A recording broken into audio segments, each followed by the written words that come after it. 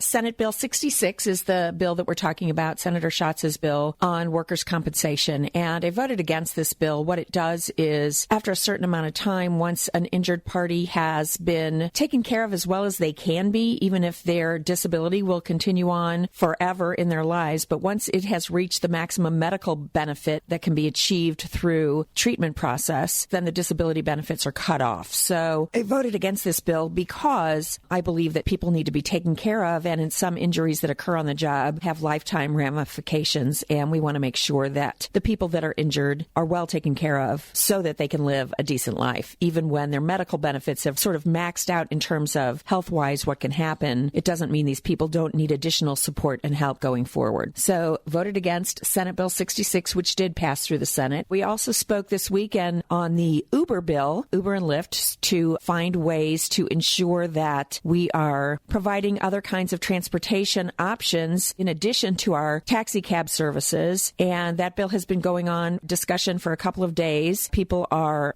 strongly on different sides of this issue and trying to get a bill in place that ensures traveler safety, that ensures that the consumers who access Uber or Lyft or taxi cabs are safe when they get into those vehicles and leave those vehicles. There's information about insurance and the variations between insurance for those individual Uber drivers versus taxi cabs, and trying to create a level playing field in terms of where these services will go to in our communities around the state, that everybody has access, and again, making sure that safety is taken care of, that insurance is taken care of, and that people can feel confident when they hail a cab or call for an Uber car to come and get them. Interestingly, during the discussion, one of the items that came up was put forward by Enterprise Leasing to take away any fees that might be charged on rental cars. Enterprise and the sponsors of those different amendments claim that rental cars fit under the category of TNCs, and Senator Sylvie got up and sort of preempted me. I was going to call a point of order because I think that rental cars fall under a different category than taxi cab services or other kinds of driver services. Senator Sylvie put it so aptly when he said, "This reminds me of a Sesame Street question or riddle. One of these things is not like the other." Thought that was a very clever way of putting it. The rental car amendments did not get put onto the Senate bill as it moved through the chamber. Finally, wanted to talk a little bit about two hearings that I had on two of the bills that we are trying to move forward. One is the Family Medical Leave Act bill. It was heard in Senator Leible's committee. Senator Leible is not a fan of that paid earned family medical leave bill, but we had testimony from all the people who have worked so hard to move this bill forward, which includes SLU law professors and the SLU Law Clinic and students and staff from SLU who have worked so hard with us to craft a really good, thoughtful bill, who, along with us, brought in a group of business owners and HR people from companies big and small around the area to go through the legislation with us. We learned a lot from them about Family Medical Leave Act bills that are in place now and how the bill that we originally crafted would impact their businesses. We took from them the information that we gathered and recreated and recrafted our bill to make it an even better, stronger bill and to overcome pretty much all of the concerns that they had with the legislation. So we were happy that Senator Leibler gave us a hearing on the bill. We had almost overwhelming testimony in favor of the bill. We had testimony from the Missouri Chamber in opposition to the bill, but only in a minor fashion. They are supportive, I would say, of the idea, but had some specific small areas that they were concerned about that we are looking forward to working with them as we try to get this bill to move forward. It doesn't look as if Senator Leible's committee will be the place that it will go forward this year, but we're hopeful that with the feedback we got this year, we can make it a stronger bill, a better bill next year. Again, it is employee paid so that people can take up to 6 weeks off work when needed for the birth of a child, for the adoption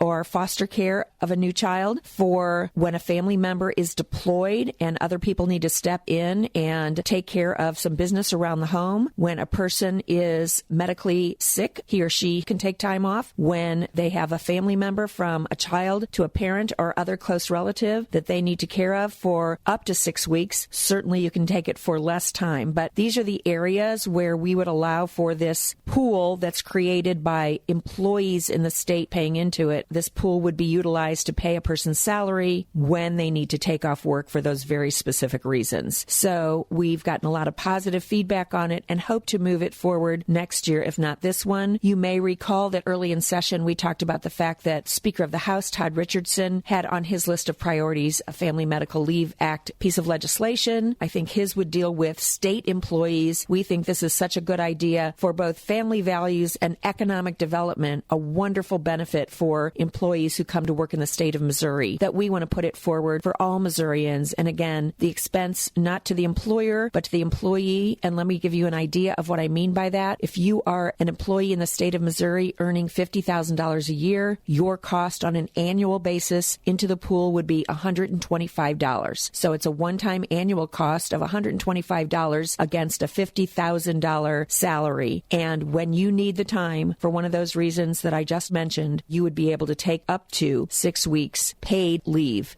in order to take care of yourself and or your family. And finally, we had our hearing on putting generators in nursing homes. And members of different fire departments had come and spoken to us, current and retired, had come and spoken to us about this bill. We had testimony in favor of this bill. This is a tax credit for nursing homes that currently do not have generators or need to significantly upgrade their generators to get up to 50% of the cost, if they do it within a certain amount of time, up to 50% of the cost provided back to them through tax credits. The reason we want to do this is that people who go into our nursing homes are medically fragile individuals. And should the power go out like it did several years ago in St. Louis for, I would say, 6 days during the winter in some areas of our community, 5 days during the summer, medically fragile people being moved out of their nursing home in a very shortened amount of time creates additional health problems and concerns for those people. So if you imagine a person on oxygen or a person who has Alzheimer's moving out quickly to a new environment without family members being able to be there in support and in an environment of a little bit of chaos, it's a real problem and it further diminishes people's poor health. So the fire department people are the people who originally came to me with this legislation and said we have got to find ways to either keep people in their homes at the nursing home or healthcare facility or give us a little bit more time to get them acclimated to where we need to take them, maybe to have family members present if we need to remove them because the power is out for a long period of time. It also would help provide medically necessary items such as access to oxygen should the power go out in a home. So that's a bill that we hope will move forward as we progress, maybe not through this legislative session because it's already late to be hearing bills for the first time. But we're hopeful that this gets us started and gets us a jump start on talking about this legislation in the next legislative session. That's it from here. Thank you again, and I look forward to talking to you soon.